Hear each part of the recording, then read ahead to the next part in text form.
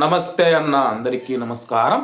కువైట్లో ఉన్న ప్రవాసులలో మనం చూసుకుంటే కువైటీలకు ఎవరైనా భయపడని వారు ఎవరైనా ఉన్నారంటే కానీ ఈజిప్టియన్లు కానీ ఫిలిపిన్లు కానీ లేకపోతే బంగ్లాదేశీయులని చెప్పేసి చాలామందికి తెలిసిన విషయమే.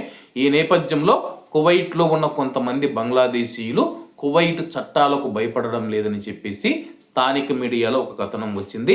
వివరాల్లోకి వెళితే కువైట్లోని పర్వానియా ప్రాంతంలో ఉన్న జాబరాల్ అహ్మద్ అంతర్జాతీయ స్టేడియం ఎదురుగా బంగ్లాదేశ్కు సంబంధించిన ప్రవాసుల బృందం అక్రమ తాత్కాలిక మార్కెట్ను ఏర్పాటు చేసింది. ఈ విషయం గురించి స్థానిక మీడియా తెలిపిన వివరాల ప్రకారం అక్కడ వ్యాపారం చేయాలంటే అవసరమైన అనుమతులు ఉండాలి. కానీ వీరు ఎటువంటి అవసరమైన అనుమతులు లేకుండా అక్కడ కార్యకలాపాలు నిర్వహిస్తూ ఉన్నారు. వాణిజ్య కార్యకలాపాల కోసం నియమించబడిన ప్రాంతాలలో వస్తువులను విక్రయిస్తూ ఉన్నారు. ఇటువంటి పద్ధతులు మున్సిపల్ మరియు రెసిడెన్సీ నిబంధనలను ఉల్లంఘించినట్లేని చెప్పేసి ఇవి బహిరంగ ప్రదేశాలలో లైసెన్సు లేని వ్యాపారాన్ని నిషేధిస్తాయి.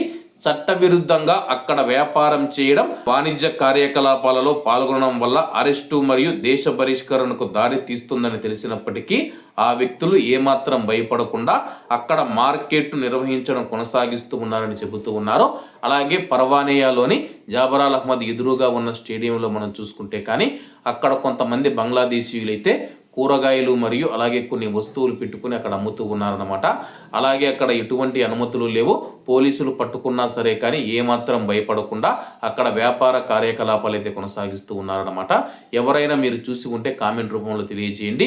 ఇది కువైట్ చట్టానికి విరుద్ధమని తెలిసి కూడా అలాగే స్థానిక మీడియా ప్రతినిధులు అడిగి వెళ్ళినా కూడా ఏమాత్రం భయపడకుండా వాళ్ళైతే సమాధానం చెబుతూ ఉన్నారని చెప్పేసి స్థానిక మీడియాలో ఒక కథనం అయితే వచ్చిందనమాట. ఏది ఏమైనా సరే కానీ కువైట్లో ఉన్న మన భారతీయులు ఎవరైతే ఉన్నారో కువైట్ చట్టాలను పాటించే ప్రవాసులు ఎవరైనా ఉన్నారంటే కానీ మన భారతీయులని మనం గర్వంగా చెప్పుకోవచ్చు అనమాట. కాబట్టి అందరూ బాగుండాలి, అందులో మనం ఉండాలి. అందరికీ నమస్తే అన్న, జై హింద్.